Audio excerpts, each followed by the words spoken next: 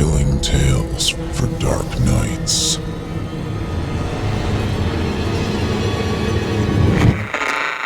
Want to make sure you never miss a Chilling Tales for Dark Nights video again?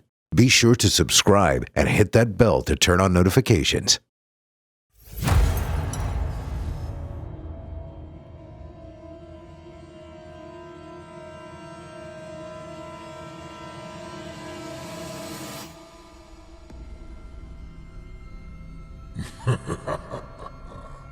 Good evening.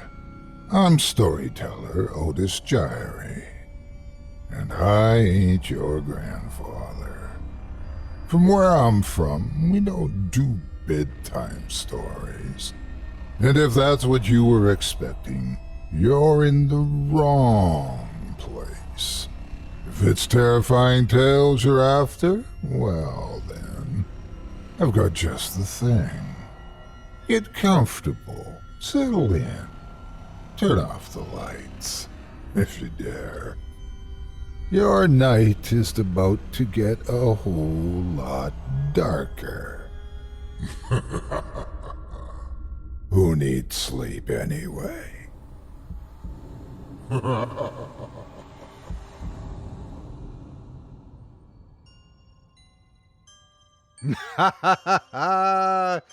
Good evening, you're listening to Scary Stories Told in the Dark.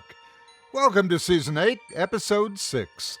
I'm your host, Otis Jiry, and in this episode, I'll be performing 4 tales to terrify you, all of them from author N.M. Brown, about calamitous cats, transposed toys, malformed miscreants, and peculiar pregnancies.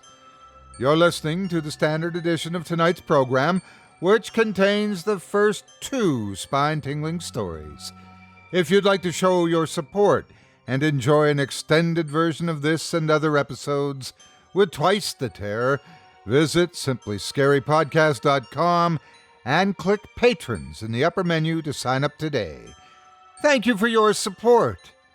Now, it's time to take a walk together down the moonlit trail. So, lock your doors, turn your lights down low, and settle in. The show is about to begin.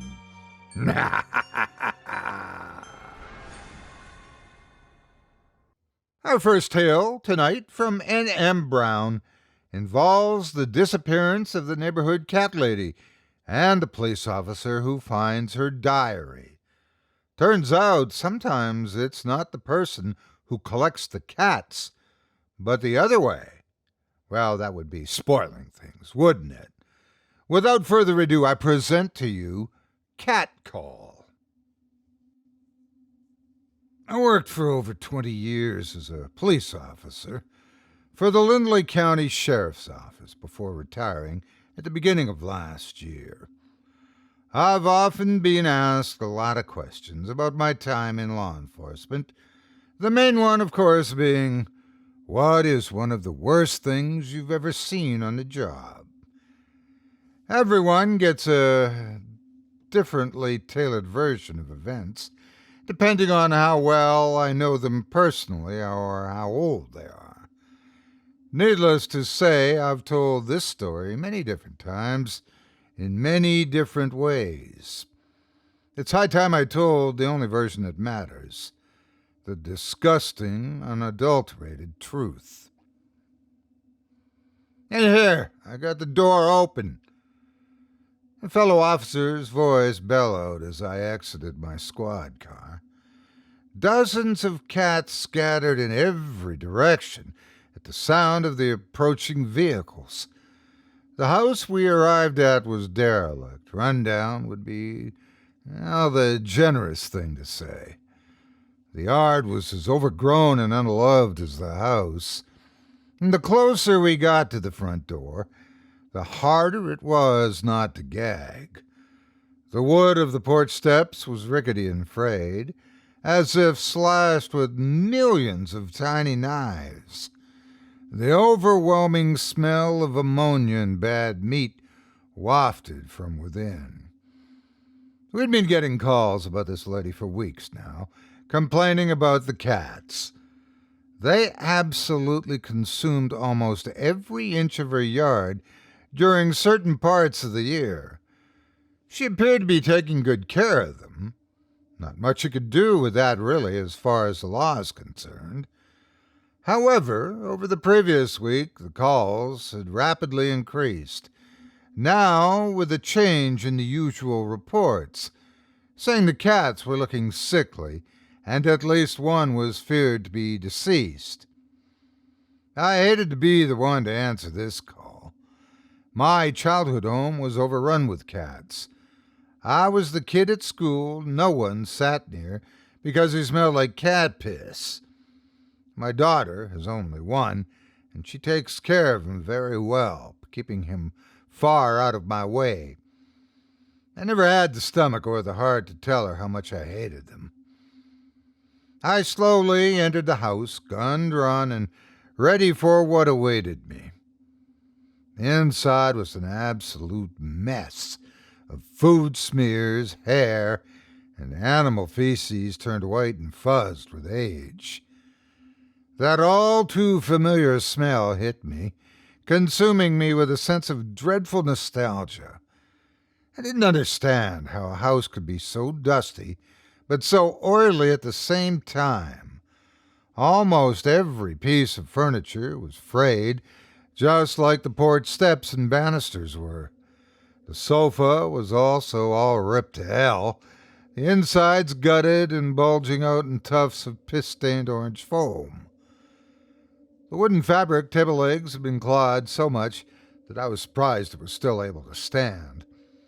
There were 2 officers that arrived in the scene before me. The officer's voice that I heard upon arrival belonged to Billy Sarvis. He still looked winded from having to break the door down. His eyes ran wild as he scanned the largest areas of the house. We stepped over various items of neglect in our so far fruitless search. Every room proved uneventful except for a bathroom that contained an overflowing clawfoot tub of gritty cat waste. There was only one more room to go, our basement. The smell increased ever still, making my head swim. I rubbed some Vicks under my nose, an old trick I remembered from childhood, as we started to descend the stairs. We were hoping not to find much of anything, but also knowing that the smell had to lead to something terrible. The basement was surprisingly clean at first glance. None of us noticed anybody down there, and nothing looked disturbed. The light switch wasn't working, so I was forced to rely on my flashlight. I did a quick sweep of the room, and just as I'd hoped, didn't see much of anything. But then my flashlight rests on a far corner of the room. I was immediately confronted by a mass of fur, too large and oddly colored to be any animal I recognized. It reminded me of an enormous pile of angry fur coats. Fur coats don't make a sound, though, and this thing was roaring with a sickening cacophony of chews, licks, and growls. Coats also don't wriggle around on their own either. As soon as the beam of light hit, it exploded into a scattering of whites, yellows, oranges, blacks, and browns. Cats. It was a huge group of huddled-up cats. Temporarily distracted, I again didn't immediately see what they were huddled around. I wish now that I hadn't seen. All these years as an officer, and I thought I'd seen everything. I was wrong. The 2 other officers hesitantly shined their lights on it as well. With all of the new visibility, we instantly saw hundreds, and I mean hundreds, of tiny red footprints all over the floor, repeating over and over again in a frenzied pattern. They were even plastered intermittently on the stairs we'd just come down. I instructed my fellow officers to check the bottoms of their feet to make sure they didn't cause any additional tracks coming in, possibly contaminating an already grisly crime scene. There on the floor laid a bloody mess of what appeared to have once been an elderly woman. She was wearing a worn paisley dress that hung off her limp form in bloody tatters like cheesecloth. It was obvious that she had been there quite a while, and the cats, oh, Jesus Christ, the cats, were eating her. I didn't believe that was how she initially died, but they definitely took advantage of the event. There were two left behind, the skinniest of the group, too caught up in the delights of their dinner to be frightened away. Their mouths glistened wet with red against the beams of our lights. Droplets of blood and flesh stuck unashamedly to their whiskers as they growled at each other between chews. They seemed to lap up the blood as soon as they drew it out. I shudder even now to think about it. "Oh, God!" Charvis exclaimed, running to the opposite corner to vomit. He was the newest officer assigned to our department. Not to say I wasn't having a hard time not doing the same thing. This was disturbing even for me, what some would call a seasoned veteran of law enforcement. "If you ever seen anything like this in your life, geez, man, my son has 3 of these things," another officer said with trembling breath. I shook my head, not being able to take my eyes off the partially consumed body. I looked over to see a book lying next to her, barely affected by the pool of blood that surrounded her.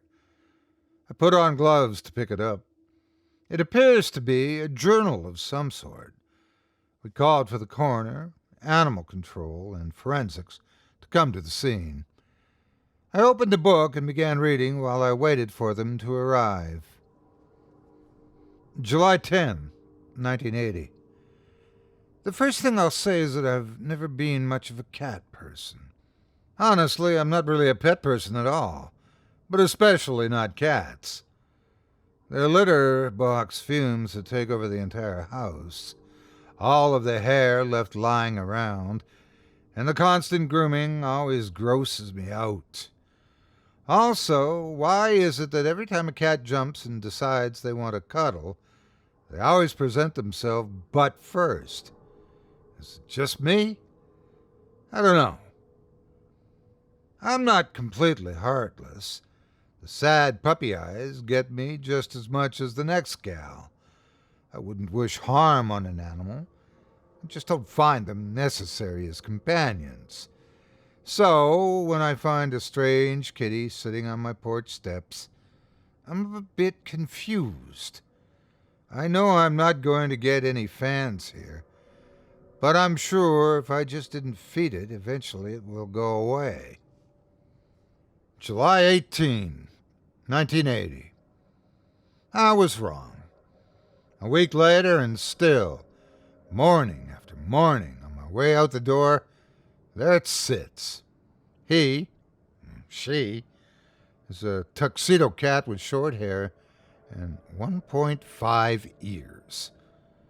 It looks mangy, and its feet are stained with dirt. It tries to rub against me. I gently shoo it away from my foot in response. It shakes its rump at me as it saunters away. After further and unwanted inspections, it turns out that the cat's definitely a he. July 24th, 1980. My roommate Iris just came home from vacation a couple of days ago. This is the first chance I've had to talk to her since she's gotten in. I found her in the kitchen making what smelled like meatballs. It smelled amazing. We got lucky, really. We hadn't known each other at all before we moved in together. Our situations had both brought us to the right place at the right time, and it worked out. Despite my nervous social tendencies, we got along right away. I was totally comfortable around her. Undated. I asked Iris where the tuna was, hoping to make sandwiches. Do you know what she said? Her eyes looked to me all pathetic-like, without lifting her face. She said, "Laurel, there was this cutest little kitty on the porch when I came home. He was just sitting there waiting for me, and he looked so hungry." Of course, I got on to her about it. "Great, now he will never go away. Did you Give him a name, too? I demanded. Iris was trying hard not to show her excitement and failing. She tells me that she named him Pepe, after the cartoon character. Said he looked just like him. My annoyance is growing more and more at this situation with each day that goes by. She knows that we just remulched the front yard, and it's finally to the point where it looks nice. How long does she think it's going to last with a cat outside? She lifts a finger as if she's already thought of this. Well, maybe he could be an inside cat, was the suggestion she gave me. No way, Iris. I'm sorry. I'm really not comfortable with stray cats hanging around. I tell her if she stops putting food out, he'll move on to someone else. I asked her to please respect me on this. I couldn't believe that we had to have this conversation. It was the first term that we ever had disagreed upon, and I feel like a total jerk. I know I won't change my mind, though, and she needs to know how I feel about it. I should have just lied and told her I was deathly allergic.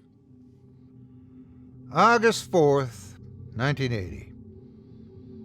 I woke up late today and had to rush out. There's a lot to do today. I got about 5 miles down the road when something terrible assaulted my nostrils. I gotta say, it was honestly one of the worst smells I'd ever experienced. My eyes darted around the car to see where it could be coming from. As soon as I got out, I checked my patchwork boots. And wouldn't you know, the bottom of my left boot has cat poop all over it. This is why I'll never want a cat. They're all fluff and balls of yarn. Just wait till you track their crap all over. It was in the grooves of my shoe and also my brake and gas pedals. The shoe I could take to the tub and hose off with a high-pressure shower setting. The pedals, though, that all had to be cleaned by hand. I pulled back into the driveway, trying to put it out of my mind. As I get in front of the porch steps, I find a once steaming, smeared pile right in the mulch. God damn it, I yelled aloud to the sky, as if my voice can be heard in the vastness of the cosmos. See what I have to put up with? Hopefully, writing all this down helps. My therapist said that it would, but I still feel silly. September 3rd, 1980. Iris isn't home. Her boyfriend Eric has the weekend off, so she's staying with him tonight. They usually alternate between his place and ours. I don't need to tell you that I prefer when she stays there, honestly. The house stays cleaner, I get to listen to my music as loud as I want, and I can eat dinner in my underwear. Oh, and no guttural sex chanting through all hours of that night and sometimes the next morning. That's nice, too. Date eligible. I walk out from my mail and Pepe runs toward me, weaving in and out between my feet with a swiftness I can't match. I trip and almost fall right onto an iron rake face first. As I just barely catch myself, I see the cat sitting there staring at me. The look in his eyes is unmistakable. He knows he tripped me. You know that damn cat could have killed me. I tried to shoo him away from my foot, and he hissed at me. He tripped me, almost gravely injured me, and then had the balls to hiss at me. Damn cats. Jesus Christ, wouldn't you know it? Another pile in the mulch. This wasn't something that I could just pick up or scoop with a plastic shovel. Whatever this cat was eating clearly wasn't working for his stomach. I decided enough was enough. I called my parents and asked to borrow their cat carrier. Undated. The next day I ashamedly took Pepe for a drive to the next town. Found a decent gas station and dropped him off behind it. The gas stations in Florida were always loaded with stray cats at night. Surely someone would adopt him and help him find food. Satisfied, I got back in my car and took the hour drive home. I'll tell Iris I found him a good home, and he'll be happier now. I feel good about what I've done. My mind justifies itself by telling me that I'm helping him, but really I only care about myself and my yard. September 24th, 1980. A week has gone by and it's been awesome. A totally hair-free, poop-free, cat-free week. Pepe's probably off having fun with his new merry band of wayward cats. Iris is happy because she thinks the problem was solved without any trips to the Humane Society. I even tell her he'll be an inside cat, so she won't worry about him getting hit by any cars. October 5th, 1980. My best friend, Jennifer, has called today to ask if I want to have lunch. I'm happy to accept the invitation. I just bought a new black and white paisley dress. I go outside, and my blood chills to see a familiar sight. I shake my head and reopen my eyes. It's Pepe. He's come back. They say this happens all the time.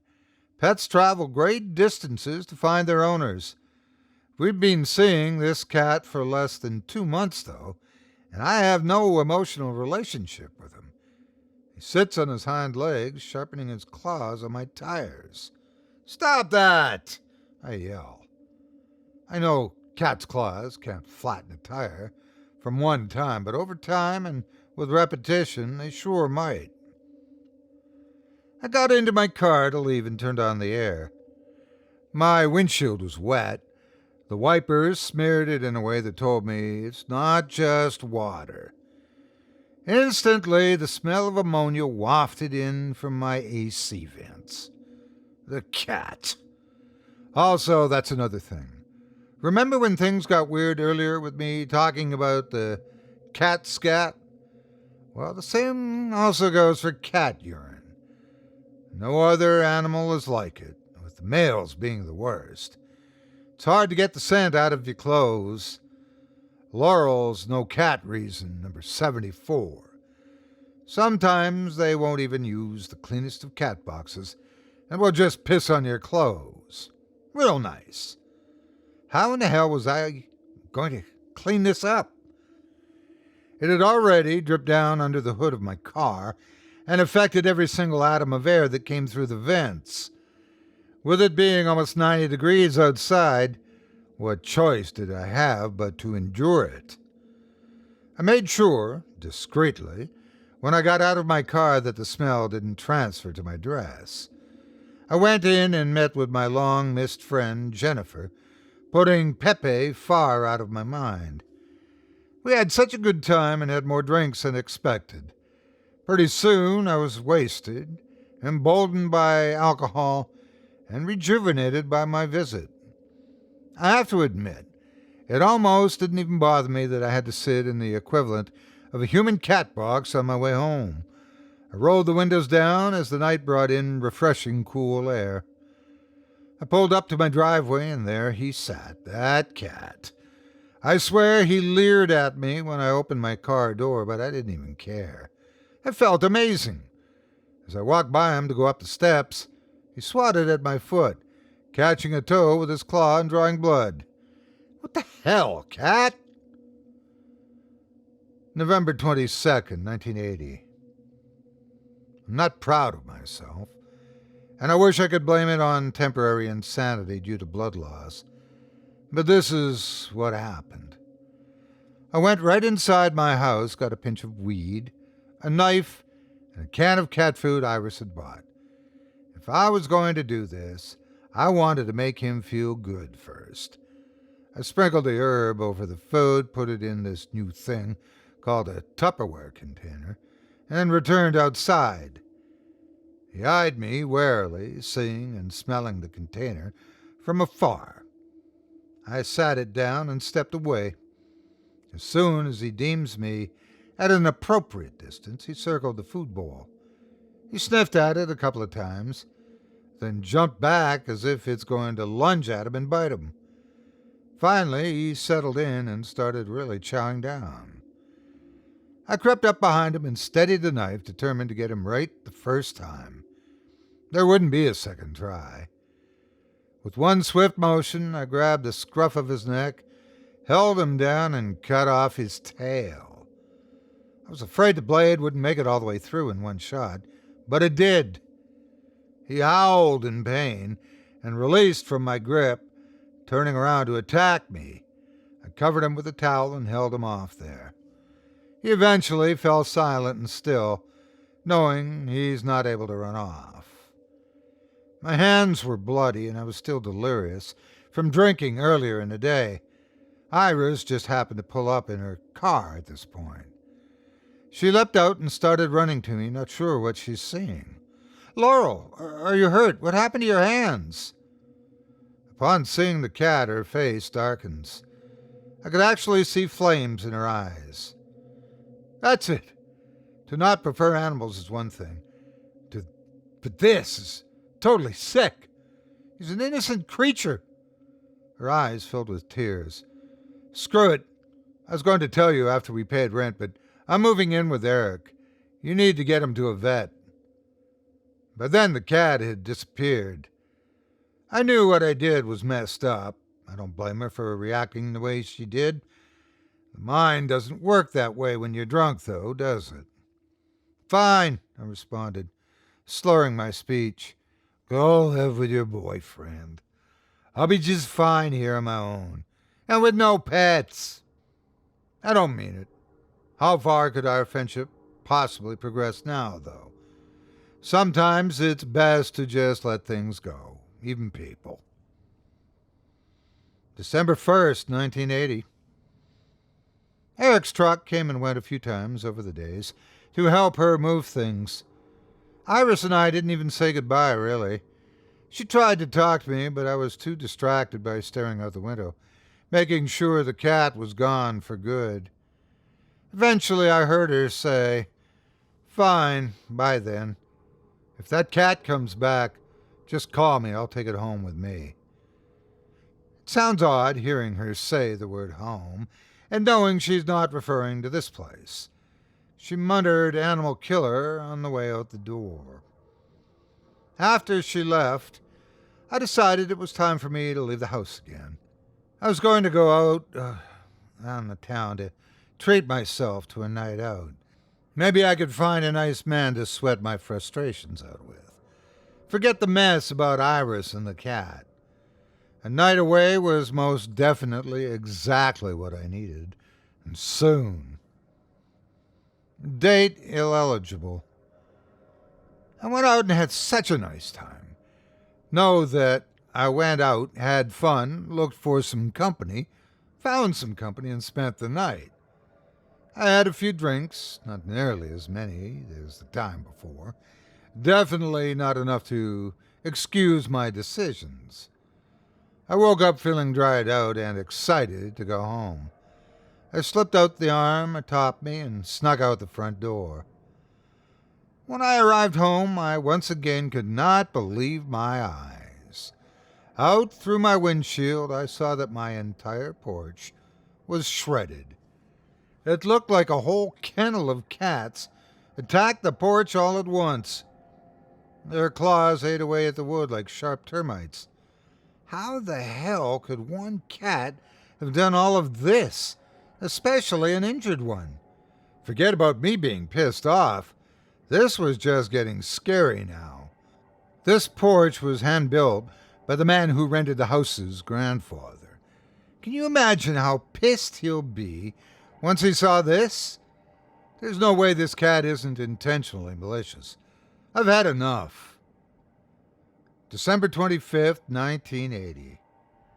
I backed up my car a little and sat at the end of the driveway, waiting to see if Pepe will appear. After not too long, he does.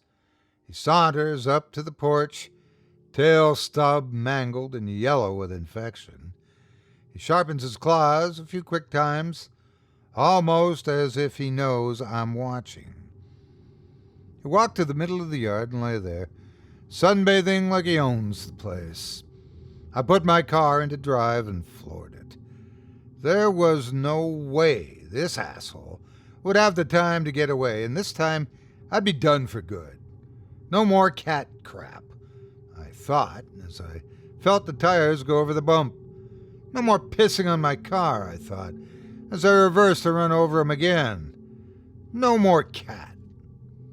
I know it's cold and heartless, but I scooped up his little body with a shovel, put it into a trash bag, and threw it into the waste bin. I was glad to finally be done with this whole thing. No one could judge me. The pound would have killed him anyway. His death was quick, and though I can't speak for him personally, I'd like to think it was painless. 5 empty pages later. I've made a huge mistake. I don't mean that I'm remorseful for taking a life that was clearly out to get mine. I mean, nothing could have ever prepared me for my repercussions. For every day since the day I sent Pepe to his resting place, a new cat would show up. On the first day, there was one, and I noticed the trash bin had been knocked over. Then the second day, 2, and so on from there. I tried shooing them, but around the 12th day it became too much. They seemed to be more menacing the larger their group became. Maybe I deserve this. April 16, 1981. Eventually I gave up and accepted my consequence of fate. I didn't bother to clear the yard. I put a cat box in every room, and even installed a pet door so they could come and go as they pleased. After a while, the numbers stopped increasing. However, by then, most of the cats had bred, starting a new generation of horror. I kept a punch bowl on the counter filled with food for them, and one tub is always filled with water. The other tub takes the place of a litter box. 45 adult cats, infinite amounts of kittens, and still breeding. They clawed at my clothes, my face, my feet especially. They wanted to destroy me and everything I enjoyed for my home. After what I did, who could blame them? A long while after it started, he came. Maybe I'm delirious from fumes. Maybe I've finally lost my mind. But I swear I see Pepe sitting outside looking in. His tail's gone, his body is misshapen. He has 1.5 ears and an eye that hangs from its socket. February 10th, 1983. I know that I have a forever pet, a friend who will never leave my side. I have friends of all colors, ages, sizes, and fur lengths. Dozens of them live with me, and I live through them. It's crazy how a slight change in perspective can change everything, isn't it? In my earlier years, I was called Laurel Johnson. But now they call me the Cat Lady of Lindland County. End of entries. I searched the pages for the most recent date and found that the last entry was written almost 20 years ago. The pages yellowed, but the ink unfaded. The teams came out and did their jobs, none of them much surprised by the sight. I made last-minute statements for their reports before leaving the scene. On the drive home that evening, as I looked up my rearview mirror, I saw a flash of a little yellow glowing eye. It looked like a black and white clump of fur with no tail and half an ear. I did a double take to make sure of what I was seeing, and it was gone.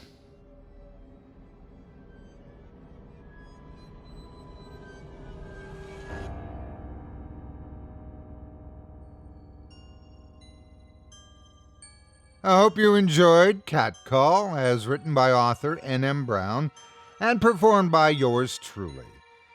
If you enjoyed that first tale and would love to read more from tonight's very talented feature author, you can support them by visiting simplyscarypodcast.com/Brown.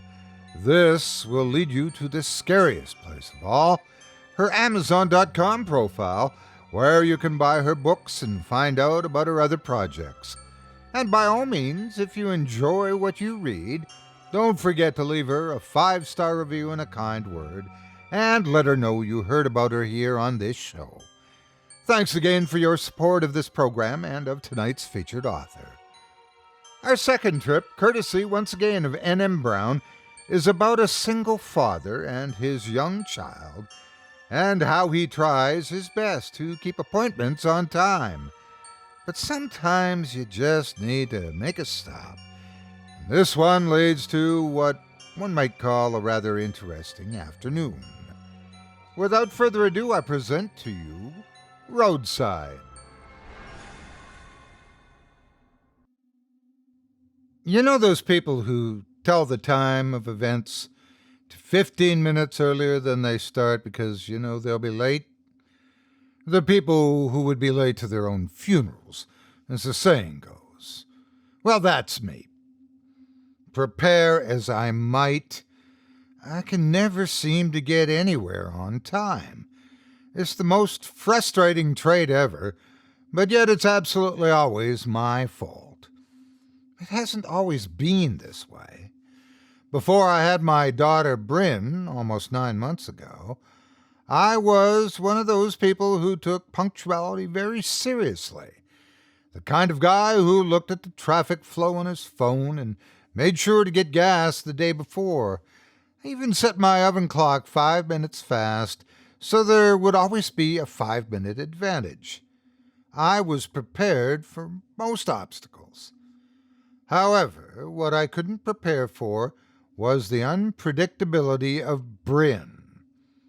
Her needs and moods varied, like all babies do.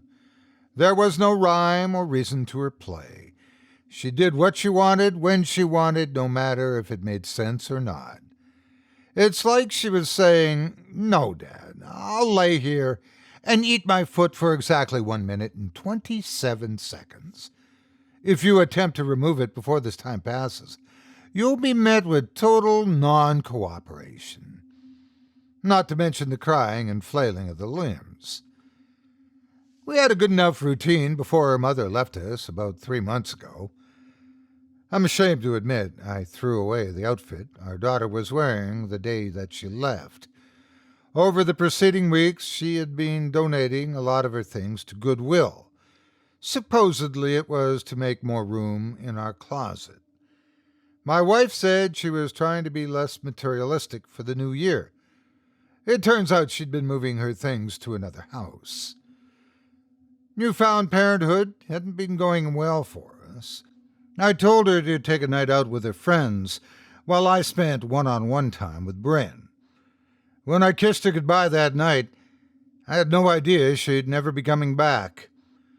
Since then, the baby and I have just tried to make the best of our situation and establish new routines for both Bryn and myself.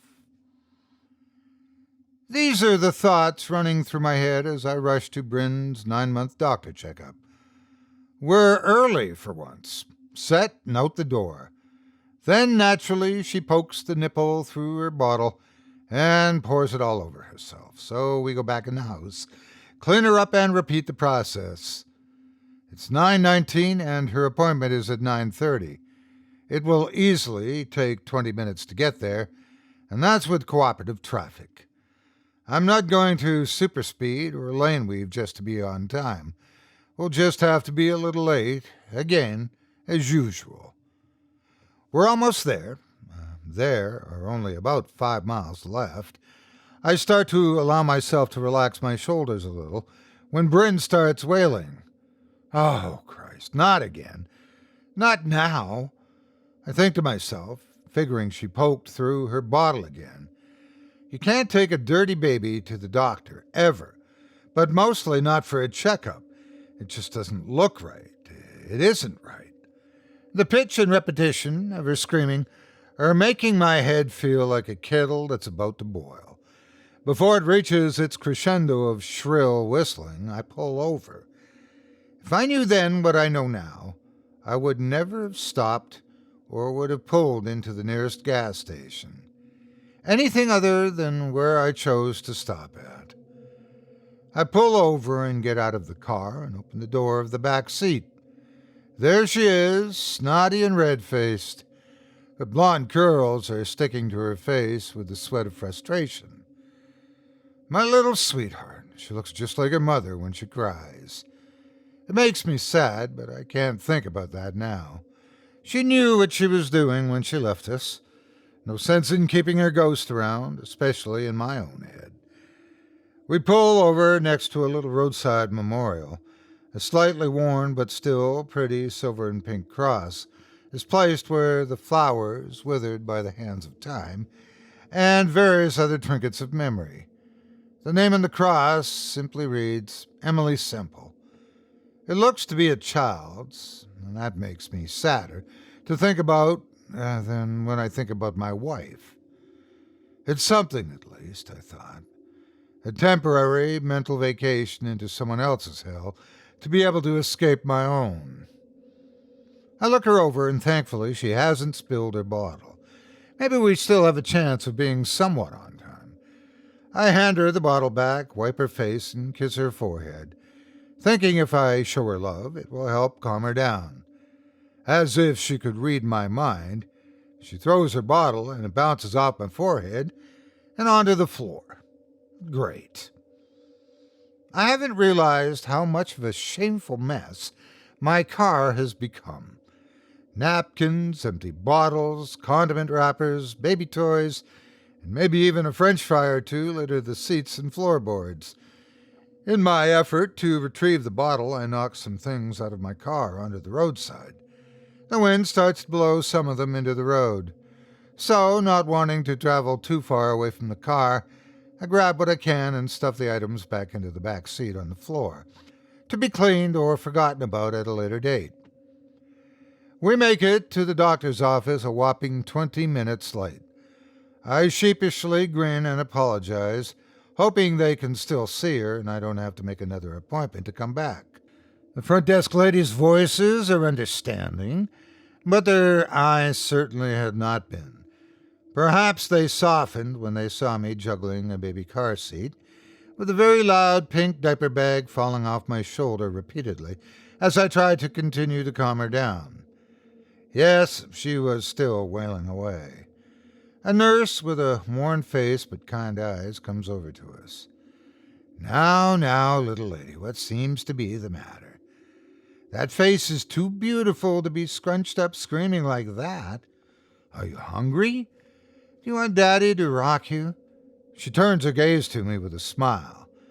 Why don't you take her out, Daddy, and bounce her in your arms a bit?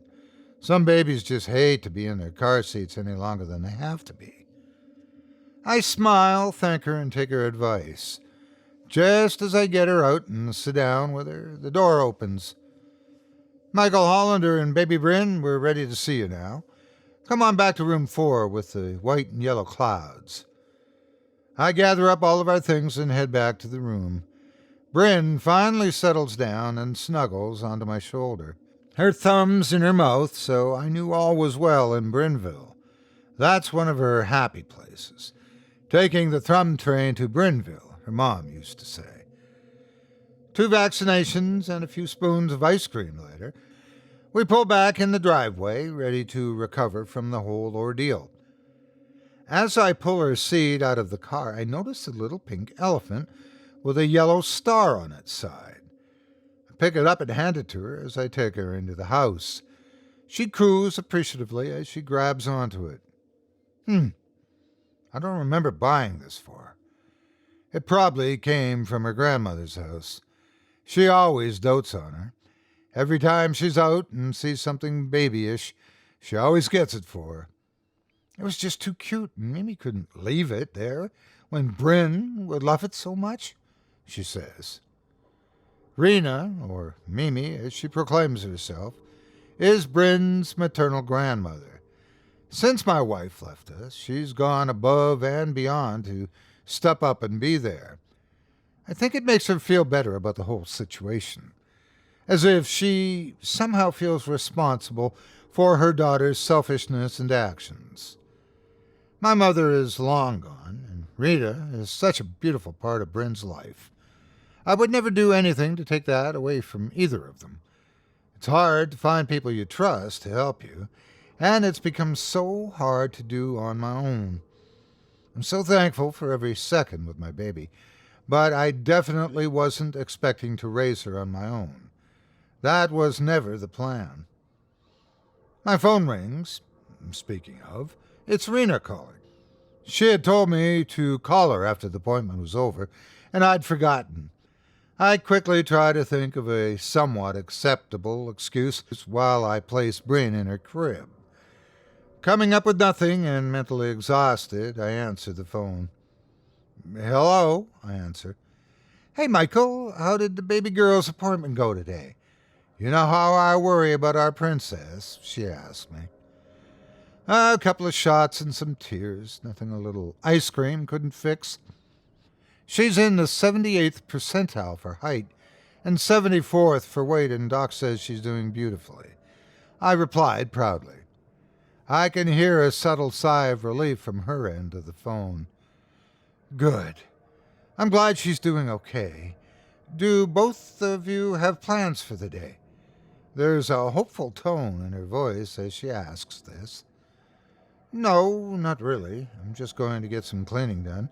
Maybe head out to the store later to fill up the freezer. She makes a subtle sound of disapproval. Mike, you can't take her out running around all over. She just got shots today, and you don't know how she'll handle them. Why don't you bring her over here for the day? That way you can do your shopping and clean your house in peace while we have a Mimi and Bryn time. After the meltdown and outfit changes earlier, Mimi time does sound like a good idea. I would miss her, but I could get so much more done, and maybe even take a nap. She'll most likely sleep most of the day anyway, as she always does on shot days. I agree and tell her we'll be over in about a half an hour. That gives me time to feed her lunch, pack her back up, and bring her over. I start up the car, turn the radio up a little, and head down the road. It's a beautiful day, and for once, I don't mind driving. It'll all be worth it once I'm home from Rena's. Besides, I get to spend the drive fantasizing about the forbidden daytime nap I get to take later. I stop at what seems to be the 100th stoplight, even though it was only the 3rd. Tom Petty's velvet voice comes across the radio, so I reach down to turn up the volume even more. The light turns green, and I start to accelerate, humming along and excited to get to her grandmother's house. Suddenly, I feel a shock powerful enough to move my whole car. A deafening screech of metal on metal grinds in my ears. I feel as though my teeth are broken and cutting my cheeks from the inside. The car flips once, twice. I feel my head bounce off of the steering wheel. All I can think about is my back seat. The car comes to a stop on its hood. My body is burning with white-hot pain.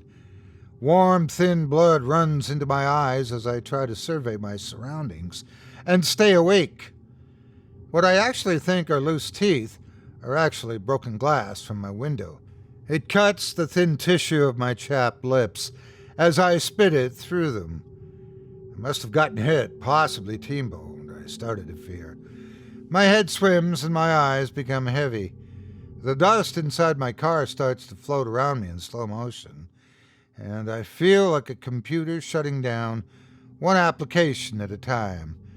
I'm trying to use all of my senses to help me. I hear nothing. There's no crying, no screaming. For the first time ever, I'm terrified at the sound of her silence. I manage to look back to the one mirror fastened to the back seat that survived the crash. I see my little angel in the back seat upside down, securely still in her car seat, motionless.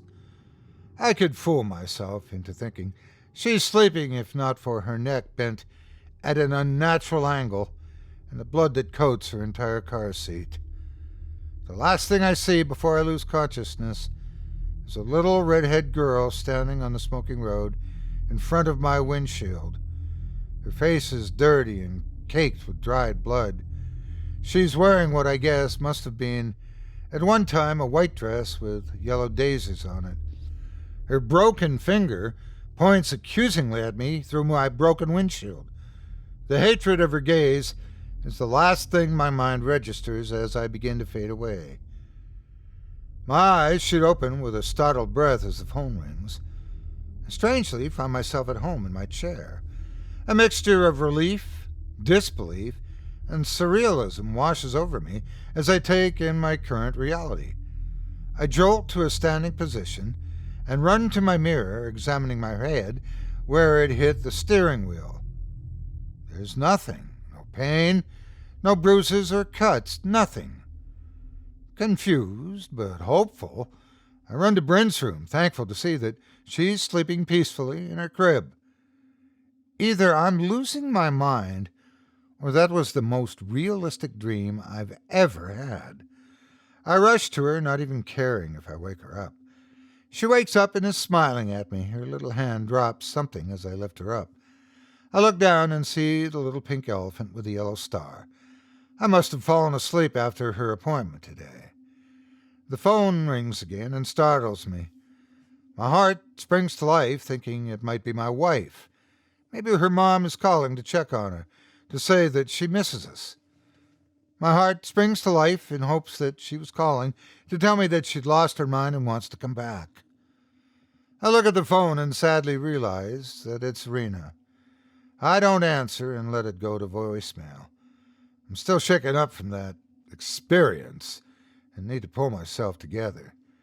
There's no way she won't hear it in my voice and ask questions. I'll call her later.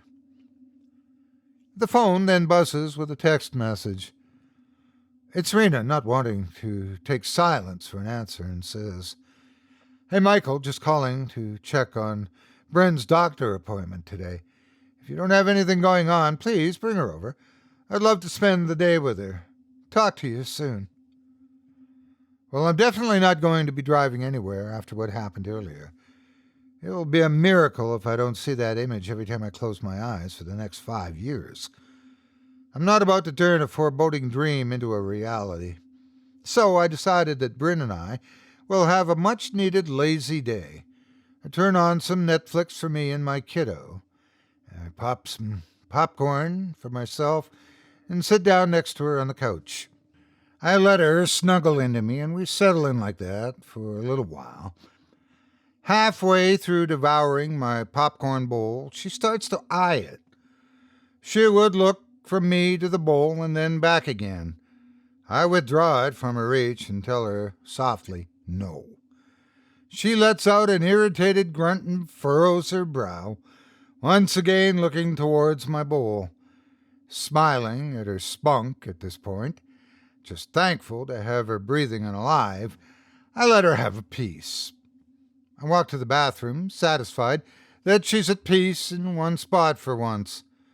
I'm only in there for 1 minute, perhaps 2 at most. The living room is silent, and my sweet Bryn is on the floor, looking under the couch, with her butt in the air. I wait back a moment to see what she's doing, figuring she'll pull some lost treasure out of there and try to eat it. But much to my horror, she doesn't move. My heart drops as the air around me dissipates. I walk over to her as I call out to her, "You spilled Dada's popcorn, monkey butt. Did you find something good under there?" She doesn't respond, doesn't move, doesn't breathe. My heart drops as I rush to her. I pick her up and roll her over as fast as I can without hurting her. She flops over on her back like a limp doll, and her face is blue. I look over to the tipped-over popcorn bowl, devastated at how stupid I was. I tried everything I've ever read about babies and choking. I turned her upside down and hit her back. I tried to put my fingers down her throat to remove the obstruction. There's nothing that I can do. It's just me, her lifeless body, and the pink elephant at her feet. Tears sting my eyes as regret stabs my heart with a barbed blade. I moan and scream in agony as I struggle with my cell phone to call 911. My head spins as I start to lose my breath. I look out my window and again I see the little girl wearing the dress with daisies. Outside and down the street, staring in the direction of my house. Things tilt sideways as the ground rushes up to meet me. I fade away. I wake up again to my phone ringing, and once again, I let it go to voicemail. My heart is beating so fast that I can hardly catch my breath. I'm very much still in the situation my mind was just put in. No surprise, it's Rena again. Or maybe for the first time? I'm not even sure at this point, honestly. I can't even think straight. I've seen things no parent should ever have to see. The baby that I've fought through so much heartache to stay strong for is taken from me again and again. Who's the little girl in the dress? Why is this happening to us?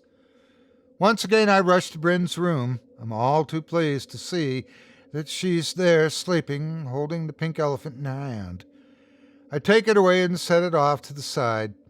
She wakes up, her sleepy eyes sparkling, and smiles at me. I bend down, reaching out to touch her as she reaches her hand up to me, slowly falling back to sleep.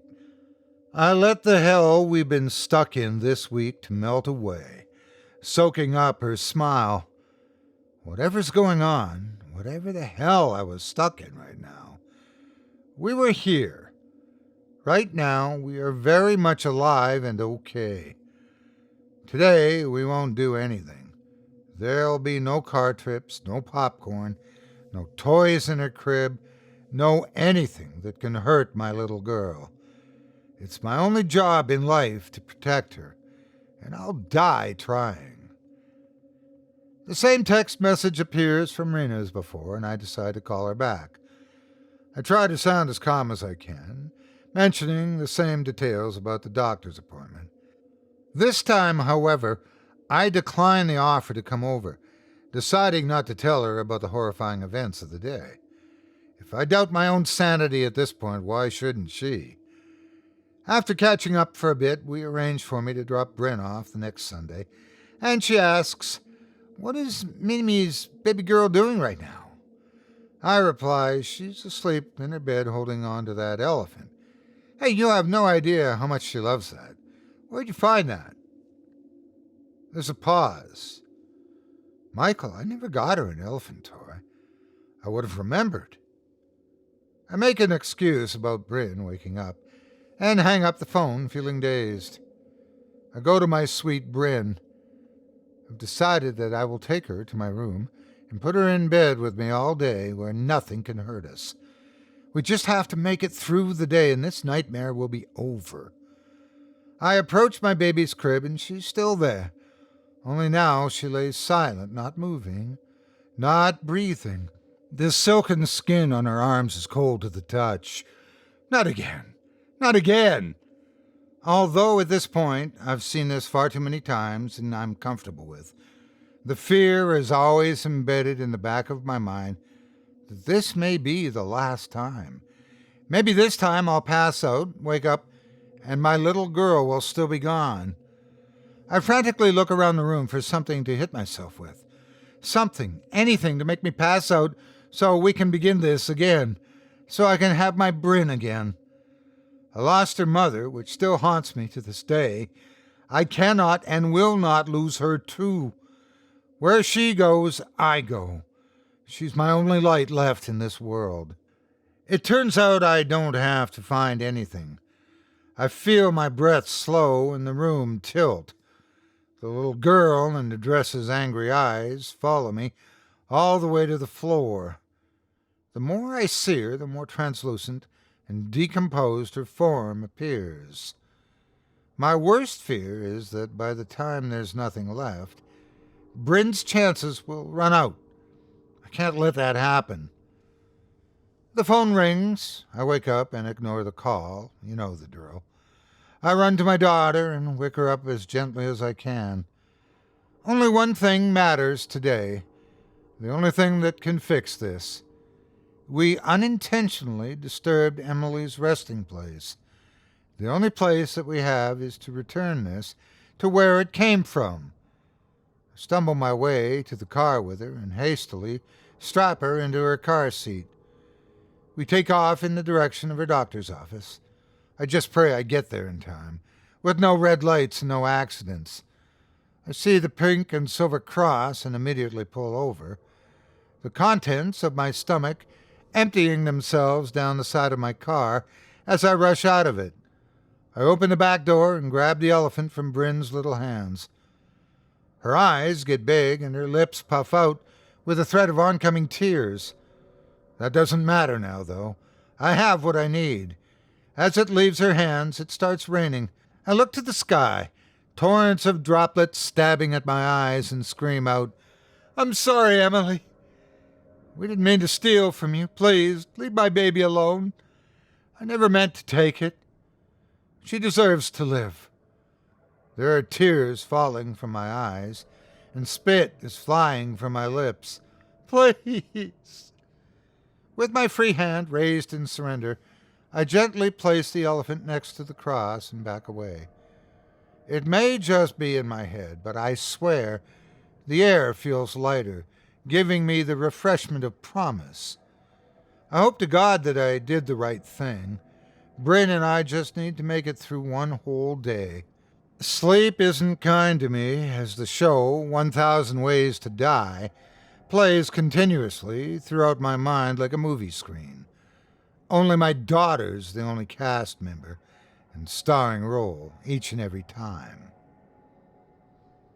A couple of years go by, with Bryn growing into a healthy toddler with little to no signs of danger.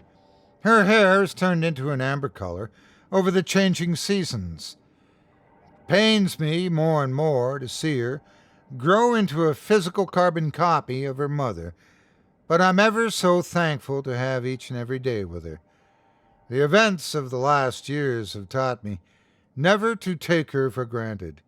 Every stumble, laugh, toy, and smile is a natural gift from God. Her words are coming more often and with less time in between. However, I'm having the hardest time getting her to say her name. She mumbles something each time that I do, and whatever the word is sounds nothing like my daughter's name. The worst thing is that the word that she's saying sounds an awful lot like the name Emily.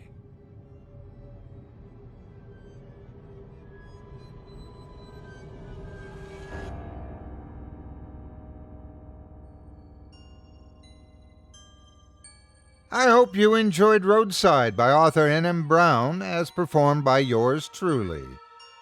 If you enjoyed the tales you've heard tonight, I'd like to remind you one last time that tonight's featured author can be found haunting other places on the internet. Just visit simplyscarypodcast.com/brown. Once more, that's simplyscarypodcast.com/brown. Find out more about this author and pursue a selection of spine tinglers just in case you needed to stay up just a little bit later. And if you decide to give any of this talented author's books a read, please consider leaving her a quality review and a kind word, and be sure to let her know you've heard about her on this program and that me, Otis, sent you. It would mean a lot to me. Thanks again for your support of this show and of tonight's featured author. Now, before we go, I'd also like to take a moment to thank you personally for joining me on this episode of Scary Stories Told in the Dark. If you enjoyed what you've heard on today's program, please take a moment to stop by our iTunes page or wherever else you listen to your favorite podcasts and leave us a 5-star review and a kind word. It makes a huge difference, and it would mean a lot to us. If you'd like to hear a premium extended edition of tonight's and all of our other episodes featuring twice the terror, visit simplyscarypodcast.com today and click the Patrons link in the menu at the top of the screen. You'll find yourself at chillingtalesfordarknights.com, where you can purchase season's passes for this podcast and our other quality storytelling programs, or become a patron for as little as $5 per month and get access to our entire audio archive dating back to 2012, all of it ad-free. If you happen to use Facebook, Twitter, Instagram, or YouTube, You can follow and subscribe to Chilling Tales for Dark Nights there, where you'll get all of our latest updates and new releases and have the chance to interact with us each and every week. You can also subscribe to me on YouTube as well, at the Otis Jiry channel, where you'll find releases of my series, Horror Storytime, dating back to 2014. And you can find me on Facebook, Twitter, and Instagram too. Just search for Otis Jiry. Until next week, stay spooky. Get some sleep, if you can.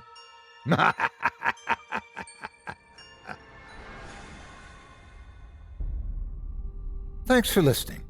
You've been listening to Scary Stories Told in the Dark, a production of Chilling Entertainment and the creative team at Chilling Tales for Dark Nights, and a proud member of the Simply Scary Podcasts network. Visit simplyscarypodcast.com today to learn more about our network and our other amazing storytelling programs. Tonight's program was hosted, and its featured stories performed by yours truly, Otis Jiry. Selected stories have been adapted with the kind permission of their respective authors. Original music provided by Luke Hodgkinson and Jesse Cornett. Sound design and final mixing and mastering provided by executive producer and director Craig Groshek. Program's artwork and logo by David Romero. If you're looking for some fresh tales on a daily basis while waiting for the next podcast, check out my YouTube channel, the Otis Jiry channel, and my extensive collection of narrated tales there. Simply search on YouTube by my name and you'll find me. And don't forget to subscribe and press the bell notification icon to get my latest releases. Got a scary tale of your own that you'd like performed? I take submissions. Email it to me today at otis@simplyscarypodcast.com to have your terrifying tome considered for production in a future episode of this show. That's otis@simplyscarypodcast.com.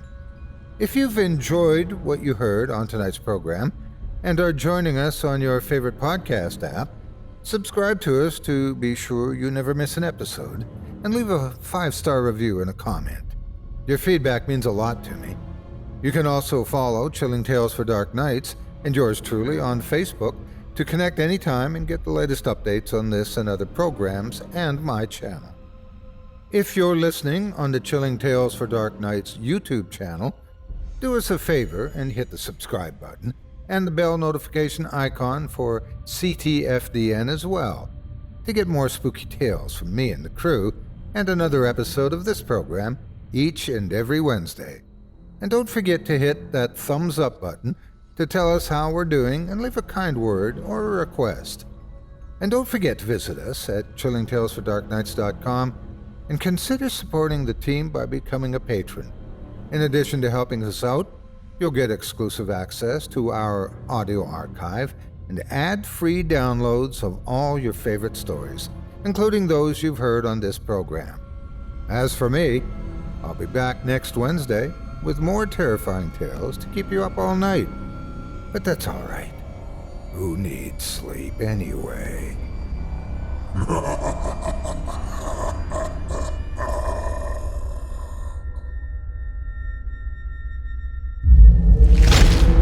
Chilling Tales for Dark Nights.